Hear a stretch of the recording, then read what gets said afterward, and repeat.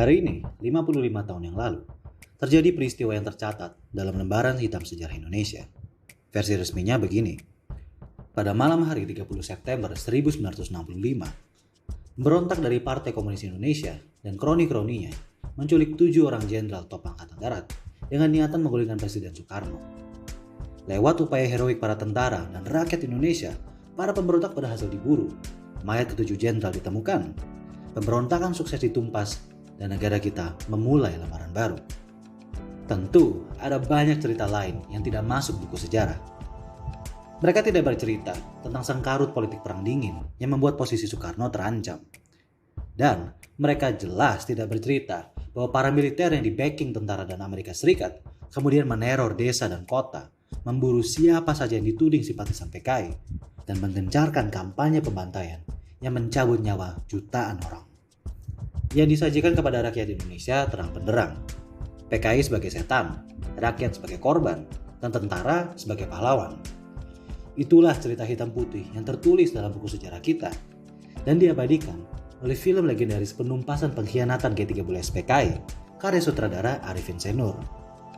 Sejak pertama dirilis tahun 1984, film tersebut wajib ditonton saban tahun oleh jutaan rakyat Indonesia.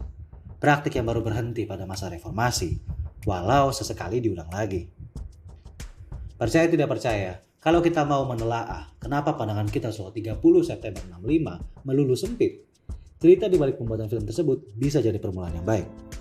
Pada dekade 80-an, rezim Orde Baru di bawah kepemimpinan Soeharto sedang dikdaya.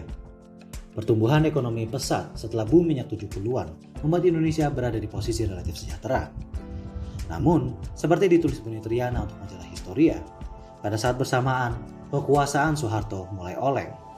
Salah satu alasan utama mengapa ia naik jadi presiden dan mengapa kekuasaannya langgeng adalah peranannya sebagai pahlawan dalam krisis politik 65. Soeharto, tulis Triana, mendapat mandat kekuasaan dari citra yang dibangun sebagai penyelamat bangsa dan negara dari ancaman komunisme.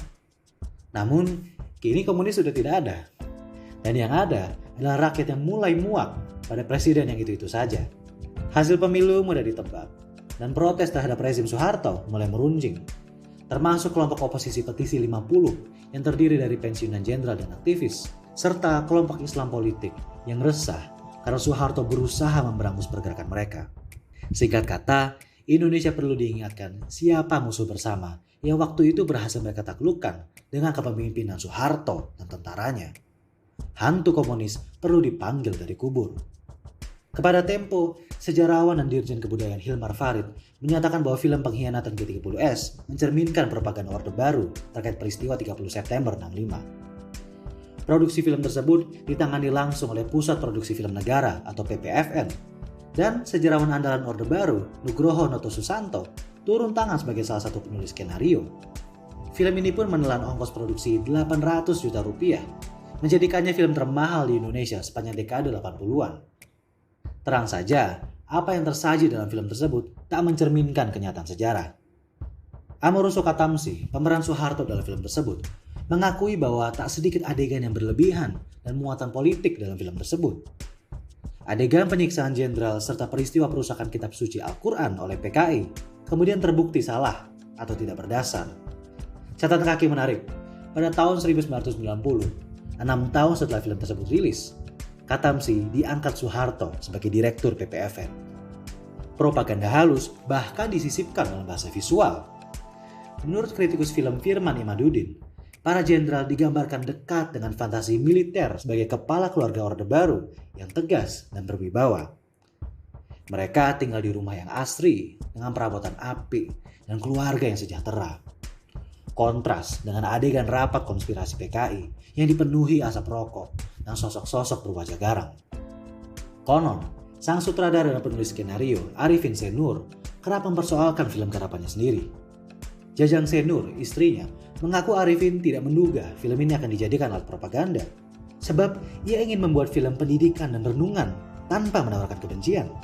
Jajang bahkan mengklaim Arifin berkeliling mencari narasumber dari pihak PKI untuk memberi sisi lain cerita. Namun hasilnya nihil dan upaya kreatifnya dikekang. Nasi sudah keburu jadi bubur. Film pengkhianatan G30S PKI rilis, sukses besar. dan jadi tontonan wajib setiap tahun sampai tahun 1998. Arifin Senur, seorang sutradara kawakan yang sebelumnya dikenal karena karya-karya yang kritis terhadap persoalan sosial, kini dikenal sebagai sineas di balik film propaganda paling kolosal. Namun, dampak yang paling spektakuler dirasakan oleh kita.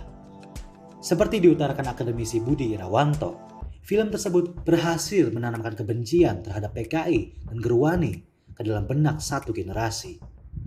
Orang-orang jadi takut pada setan PKI yang mereka tonton di film tersebut, meskipun mereka belum tentu merasakan peristiwa 65. Film tersebut menjadi trauma bersama, memori kolektif, hantu dari masa kecil.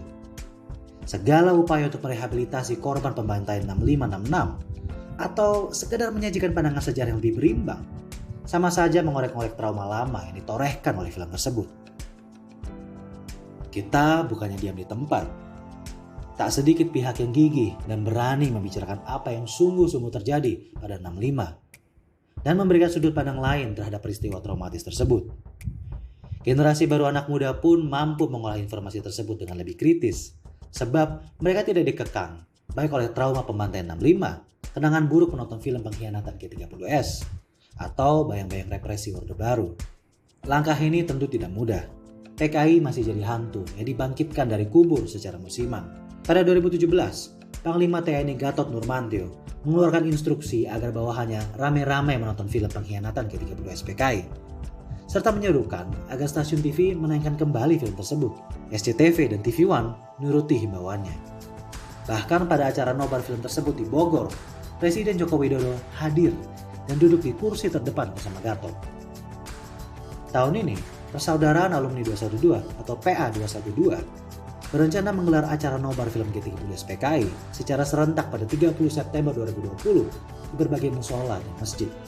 Menurut Ketua PA 212, Selamat Pak Arif, nobar ini dilakukan agar anak muda tidak lupa bahwa bahaya ideologi komunis masih mengancam Indonesia.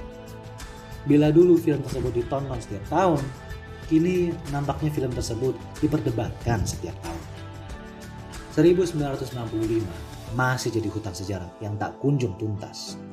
Menghadapinya berarti menerima serta mengkonfrontir kenyataan-kenyataan tidak nyaman tentang sejarah kita sendiri. Namun, itulah jalan yang mesti ditempuh oleh bangsa muda yang perlahan-lahan belajar menjadi dewasa.